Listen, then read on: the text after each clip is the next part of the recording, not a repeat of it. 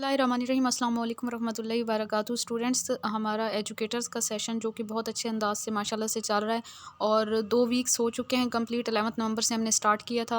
पहले वीक की जो टेस्ट की डिस्कशन थी वो मैंने आप लोगों से शेयर कर दी थी और दूसरे वीक का जो टेस्ट आज हुआ है, हर संडे को हमारा टेस्ट होता है, उसकी डिस्कशन मैं आप लोगों से शेयर करने जा रही हूँ। देख लेते हैं कि इसमें हमारे कौन से 30 क्वेश्चंस हैं। उनमें से 10 क्वेश्चन जो हैं वो इस्लामिक स्टडीज़ के हैं, 10 वर्ल्ड जियोग्राफी के हैं और 10 बेसिक मैथमेटिक्स के हैं।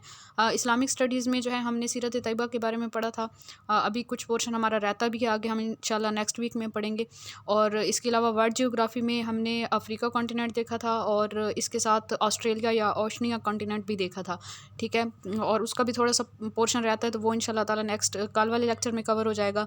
और इसके अलावा जो है बेसिक मैथमेटिक्स में हमने दो बेसिक कंसेप्ट जो है वो पढ़े थे। एक सिंप्लीफिकेशन का, कि किसी भी एक्सप्रेशन को सिंप्लीफाई कैसे किया जाता है, और दूसरा फ्रैक्शंस के बारे में पढ़ा था और फ्रैक्शंस पे बेसिक ऑपरेशंस को अप्लाई करना और एमसीक्यूज़ के पॉइंट ऑफ व्यू से किस तरह से सॉल्व किया जाए, ये जो है हमने सिंप्लीफिकेशन और फ्रैक्शंस को डिटेल में देखा था।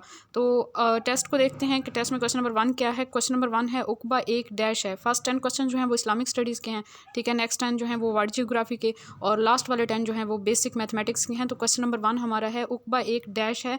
उकबा क्या है स्टूडेंट्स? उकबा जो है ये मक्का मुकरमा में मना आते जाते मना के मगरबी किनारे से गुजरना पड़ता था, ठीक है। और वहाँ पे एक गुजरगाह थी जिसका नाम उकबा था, ठीक है। सीरत तैयबा के बारे में पढ़ रहे हैं ना, तो मीन के हम पास में जो है ये सारी बातें देख रहे हैं, तो गुजरगाह है। उकबा जो है वो एक गुजरगाह का नाम है। क्वेश्चन नंबर 2 है चौथे आसमान पर आप सल्लल्लाहु अलैहि वसहबी वसल्लम की मुलाकात किससे हुई? हज़रत याहया अलैहिस्सलाम, हज़रत हारून अलैहिस्सलाम, हज़रत यूसुफ़ अलैहिस्सलाम या हज़रत इदरीस अलैहिस्सलाम। तो इसकी भी डिटेल्स में मैंने आपको बताई थी। सफ़र मेराज वाला टॉपिक जो है वो मैंने आप लोगों को समझाया था और उसमें जो है वो हम लोग पढ़ चुके हैं पहले, और ये लेक्चर आई थिंक मैंने ओपनली पब्लिकली मैंने आप लोगों को प्रोवाइड किया था। तो देखते हैं जी। हज़रत याहया अलैहिस्सलाम से तो हमारे प्यारे नबी की मुलाकात दूसरे आसमान पर हुई थी। क्वेश्चन में हमसे चौथे आसमान का पूछा हुआ है। हज़रत हारून अलैहिस्सलाम से भी नहीं हुई थी चौथे आसमान पर। पाँचवें आसमान पर हज़रत हारून अलैहिस्सलाम से हुई थी। हज़रत यूसुफ़ अलैहिस्सलाम से तीसरे आसमान पर हुई थी। तो ऑप्शन डी जो है वो हमारे पास करेक्ट है। मीन कि हज़रत इदरीस अलैहिस्सलाम से आप सल्लल्लाहु अलैहि वसल्लम की मुलाकात चौथे आसमान पर हुई थी।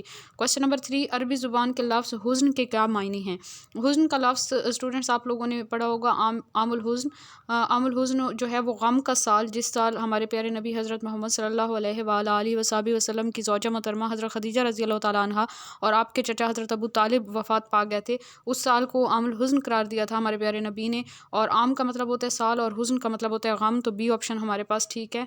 हुज़्न का मतलब गम। क्वेश्चन नंबर 4, अरबी ज़ुबान में डैश के दरमियान की जगह को शेब कहा जाता है।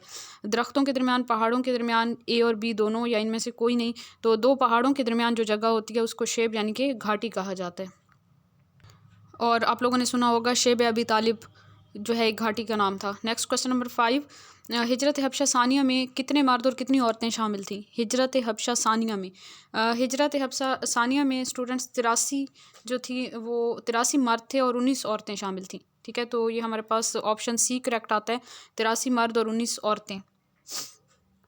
और नेक्स्ट क्वेश्चन नंबर 6, बादशाह जो था नजाशी, उसका असल नाम क्या था? नजाशी बादशाह का असल नाम था असहमा। असहमा जो था वो नजाशी बादशाह का असल नाम था। जी, बाकी ऑप्शंस को अगर हम देखें तो आस बिन वाइल कौन थे? ये कुरैश के एक सरदार थे जो कि तिजारत के लिए आए थे, एक ताजिर थे। तो वहाँ पे जो है उनके साथ कुछ नाइंसाफ़ी हुई थी और फिर हल्फुल फजूल वाला मुआहदा तय किया गया था, तो वहाँ पे मैंने आपको डिटेल में बताया था। इसके अलावा हशाम कौन थे? हशाम बिन उमरू जो था वो भी कुरैश वालों में से ही था, मीन के मुशरिकीन में से था। ये हमने पढ़ा था शेब अबी तालिब वाले वाक़े में कि जब वो मुहासरा किया गया था बनु हाशिम का, तो 3 साल तक वो मुहासरा कायम रहा था। और फिर कुछ इंसाफ़ पसंद लोगों ने, कुरैश के कुछ इंसाफ़ पसंद लोगों ने जुल्म के ख़िलाफ़ आवाज़ उठाने की कोशिश की थी और फ़ैसला किया था कि हम आवाज़ उठाएंगे। तो उसका जो काम, जो इब्तिदा की थी इस काम की, वो हशाम बिन उमरू ने की थी, ठीक है। तो हशाम बिन उमरू जो है ये उन इब्तदाई लोगों में थे जो कि मतलब कि इंसाफ़ पसंद लोग थे और जुल्म के ख़िलाफ़ आवाज़ उठाने वाले थे, ठीक है। उक़बा बिन अबी मुईत ये कौन था? ये एक मुशरिक था, एक मलून इंसान था, जिसने कि जब एक मरतबा हज़ूर पाक सल्लल्लाहु अलैहि वसल्लम खाना काबा में नमाज़ पढ़ रहे थे, तो इसने ऊँट की ओजड़ी आप सल्लल्लाहु अलैहि वसल्लम की कमर मुबारक पर रख दी थी जब आप सजदे में गए थे। तो फिर हज़रत फ़ातिमा रज़ी अल्लाह तआला अन्हा को पता चला था, तो उन्होंने आके वो ओजड़ी उठाई थी। यहाँ से हमारे 3-4 क्वेश्चंस जो हैं वो क्लियर हो गए हैं। क्वेश्चन नंबर 7 है, नबूवत के कौन से साल आप सल्लल्लाहु अलैहि वसल्लम ने खुल्लम खुल्ला इस्लाम की तबलीग शुरू कर दी?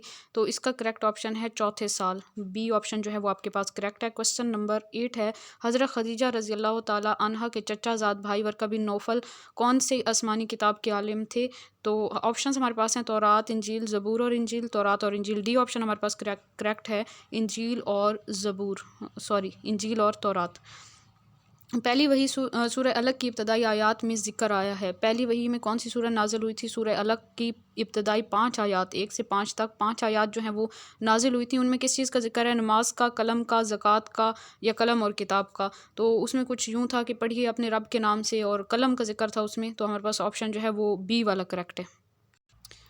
जी, तर्जुमा कुछ इस तरह से है, कुछ इस तरह से तर्जुमा है कि आप सल्लल्लाहु अलैहि वसल्लम अपने रब के नाम से पढ़िए, जिसने सबको पैदा फरमाया, उसने इंसान को जमे हुए खून से पैदा फरमाया। आप सल्लल्लाहु अलैहि वसल्लम पढ़िए, और आप सल्लल्लाहु अलैहि वसल्लम का रब बड़ा करीम है, जिसने कलम के ज़रिए इल्म सिखाया, जिसने इंसान को वो कुछ सिखाया जो वो नहीं जानता था। सूरह अलग की 1 से 5 तक जो आयात हैं उनका ये तर्जुमा है। तो इसमें जो है कलम वाला ऑप्शन करेक्ट है। नेक्स्ट क्वेश्चन नंबर 10 आ जाता है, मुआहदा हल्फुल फजूल का ये नाम किस वजह से है? हल्फुल फजूल मुआहदा, ठीक है, जिसमें मैंने पीछे भी एक क्वेश्चन में आपको बताया। ऑप्शंस देख लें। अफसल मुआहदा होने की वजह से है, अशखास जिनके नाम में लफ्ज़ फ़ज़ल आता था उनकी वजह से है, अल्लाह के फ़ज़ल करम की वजह से है, या नबी करीम सल्लल्लाहु अलैहि वसल्लम के चचा हज़रत ज़ुबैर बिन अब्दुल मुत्तलिब की वजह से है। तो इसका जो करेक्ट ऑप्शन है स्टूडेंट्स वो है हमारे पास बी ऑप्शन, अशख़ास जिनके नाम में लफ्ज़ फ़ज़ल आता था, मीन कि उन्होंने जो उस वक्त मायदा जब तय हुआ था तो वहाँ पे कुछ लोग थे जिनके नाम में फ़ज़ल आता था, तो उस वजह से हल्फुल फ़ज़ूल, फ़ज़ल की जमा जो है वो नाम रख दिया गया था। ये हमारे 10 MCQs थे इस्लामिक स्टडीज़ के। अब नेक्स्ट 10 जो हैं वो वर्ल्ड ज्योग्राफी के हैं। क्वेश्चन नंबर 11 है, length of Swiss canal is, बहुत ही इंपॉर्टेंट क्वेश्चन है जो कि प्रीवियस पेपर्स में भी आ चुका है, 193 किलोमीटर, इसका ऑप्शन करेक्ट है। Next question number 12, third largest land locked country in the world, land locked country, जी third largest land lock country जो वर्ल्ड में है वो है चैड। करेक्ट ऑप्शन हमारे पास बी है, और जो फर्स्ट नंबर पे है land locked country, B option हमारा करेक्ट है, third largest land locked country in the world. और जो फर्स्ट नंबर पे है वो काज़ाकिस्तान है, सेकंड नंबर पे मंगोलिया है, ठीक है, ये फर्स्ट नंबर पे और सेकंड नंबर पे मंगोलिया। नेक्स्ट क्वेश्चन की तरफ बढ़ते हैं। Question number 13, first largest island of Africa continent, Africa continent का सबसे बड़ा आइलैंड कौन सा है? तो वो आपको पता है मेडागास्कर है, मेडागास्कर। और बाकी अगर हम देखें पूरी दुनिया में तो ग्रीनलैंड जो है वो पूरी दुनिया का सबसे बड़ा आइलैंड है, और पापुआ न्यू गिनिया जो है वो सेकंड है, और थर्ड नंबर पे मेडागास्कर है ऑन द वर्ल्ड, पूरी मतलब दुनिया के लिहाज से अगर हम देखें, ठीक है। और अगर जस्ट अफ्रीका कॉन्टिनेंट के लिहाज से देखें तो फिर ये फर्स्ट नंबर पे आता है Madagascar. Question number 14, Nelson Mandela was awarded dash in 1992, 1992 में नेल्सन मंडेला को कौन सा प्राइज़ दिया गया था? तो ये आपके पास है निशान पाकिस्तान, ठीक है, बी ऑप्शन इसका करेक्ट है। 1992 का पूछा हुआ है ना, बाकी अगर पूछा हुआ हो तो और भी इनको, बाकी ऑप्शंस में अगर हम देखें तो नोबेल पीस प्राइज़ जो मिला था वो मिला था 1993 में, Nobel peace prize A option जो है वो 1993 में नेल्सन मंडेला को मिला था नोबेल पीस प्राइज़। और रशियन लिनन पीस प्राइज़ जो है वो 1990 में मिला था, रशियन लिनन पीस प्राइज़ जो कि सी ऑप्शन है 1990, ठीक है, और ये वाला नहीं है।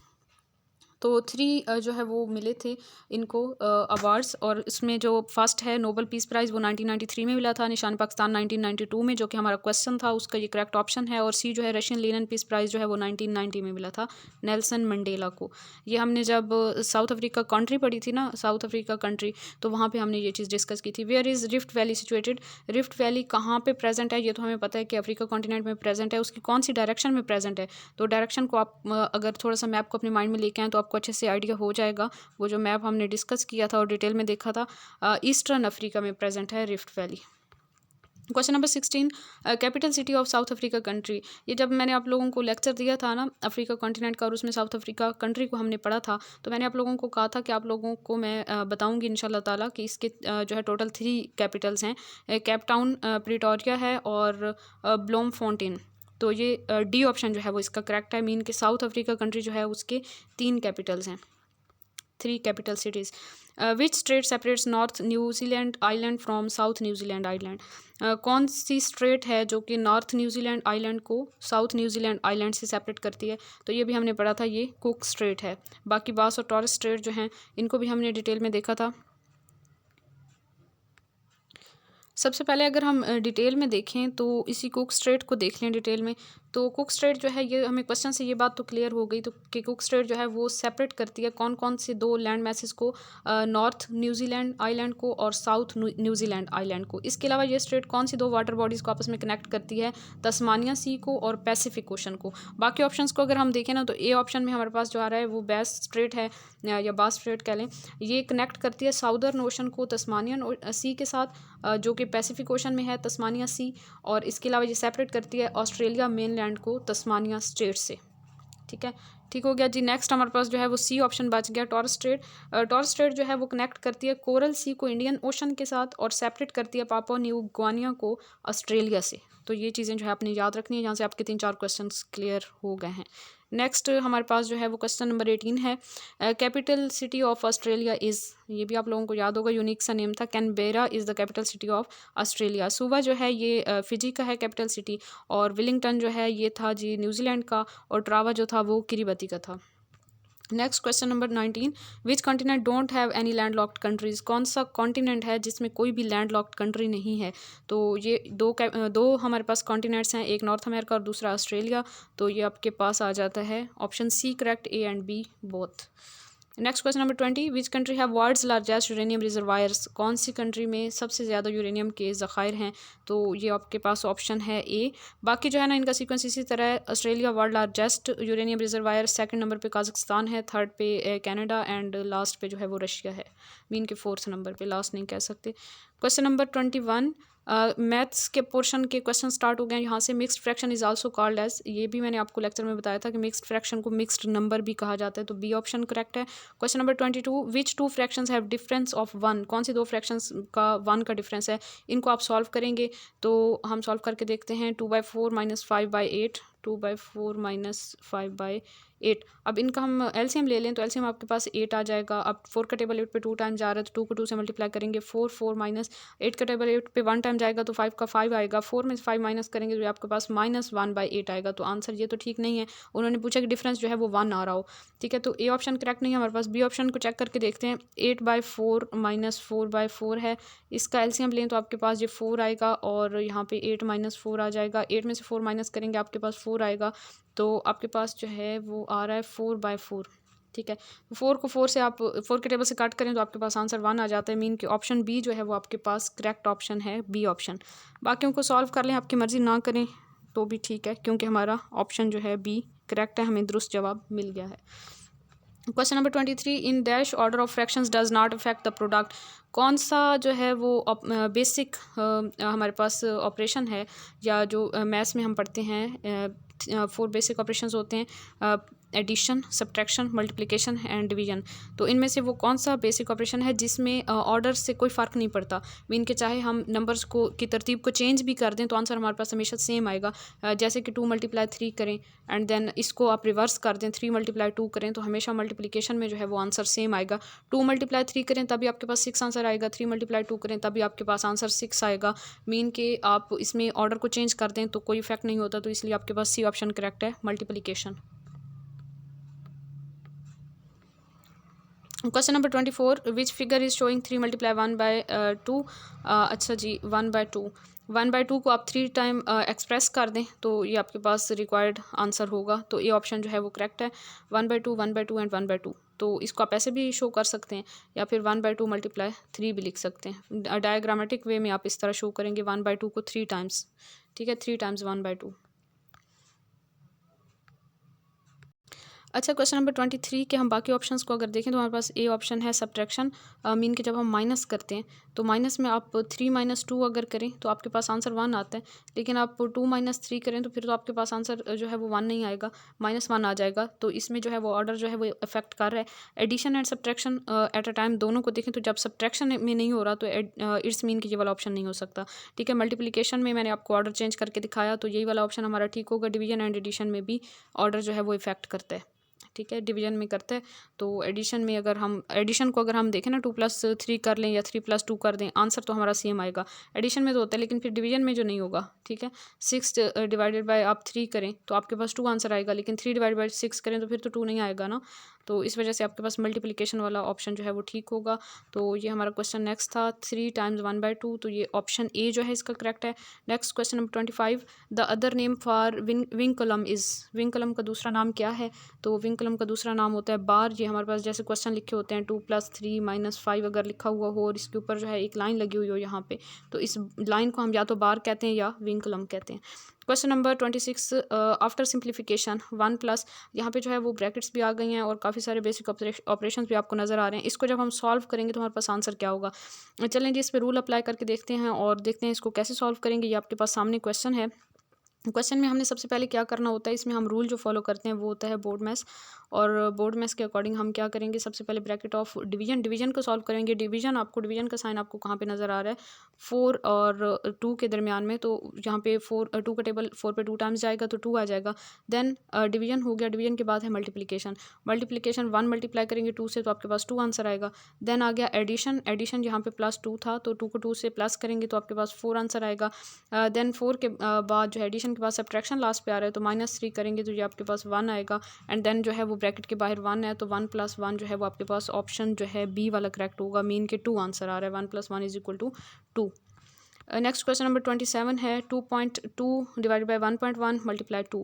अच्छा, इसको जो है ना मैंने बहुत अच्छे से आप लोगों को समझाया था कि जब किसी ब्रैकेट के अंदर 2 बेसिक ऑपरेशंस आ जाते हैं, मीन के यहाँ पे आपको डिवीजन और मल्टीप्लिकेशन नज़र आ रहा है, तो इसमें अब आप जो है बोर्ड मैथ्स को फॉलो नहीं करेंगे। यहाँ पे आपने हमेशा लेफ्ट साइड वाले एक्सप्रेशन को पहले मीन के ऑपरेशन को पहले सॉल्व करना होता है और राइट साइड वाले को बाद में। तो लेफ्ट साइड पे डिवीजन है, वैसे भी हम डिवीजन को पहले ही करते हैं, तो 2.2 डिवाइडेड बाय 1.1 आप करेंगे तो आपके पास आंसर 2 आ जाएगा, ठीक है। और मल्टीप्लाई 2 करेंगे तो 2 2 ज़ा 4 हो जाएगा और ऑप्शन ए जो है वो करेक्ट होगा।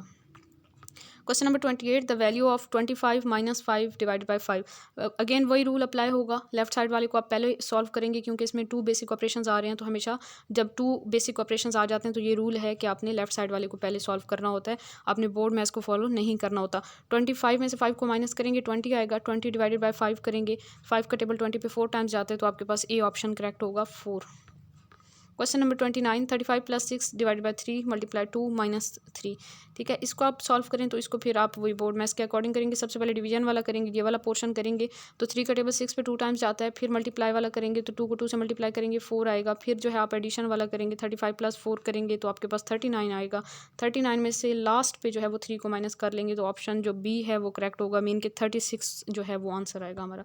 लास्ट क्वेश्चन है हमारे पास question number 30, solve it 5 + 5 multiply 5 divided by 5 -5, ठीक है। तो आपने इसमें उसी तरह डिवीजन वाला पहले करना है। 5 का टेबल 5 पे 1 टाइम जाएगा, 1 आ जाएगा। मल्टीप्लाई 5 करेंगे तो आपके पास आंसर 5 आएगा और फिर उसके बाद जो है एडिशन करते होते हैं तो 5 + 5 = 10 आ जाएगा और 10 - 5 करेंगे तो आंसर जो है वो आपके पास 5 आ जाएगा, मीन के बी ऑप्शन करेक्ट होगा, ठीक है जी। तो ये हमारा टेस्ट था आज का। आई होप आप लोगों को पसंद आया होगा, बहुत कुछ सीखने को मिला होगा। अगर आप लोगों को कुछ भी सीखने को मिलता है तो आप वीडियो को लाइक कर दिया करें और अगर आप न्यू हैं तो चैनल को सब्सक्राइब कर दें। अपनी दुआ में याद रखिए, बहुत सारा ख्याल रखिए अपना, और दोबारा से कहूँगी कि आप ख्याल अपना कैसे रख सकते हैं, मेहनत करके आगे बढ़ के और ख़ुद को प्रूव करके आप जो है ज़्यादा बेहतर तरीके से अपना ख्याल रख सकते हैं। जज़ाकल्लाहु खैर, अल्लाह हाफ़िज़।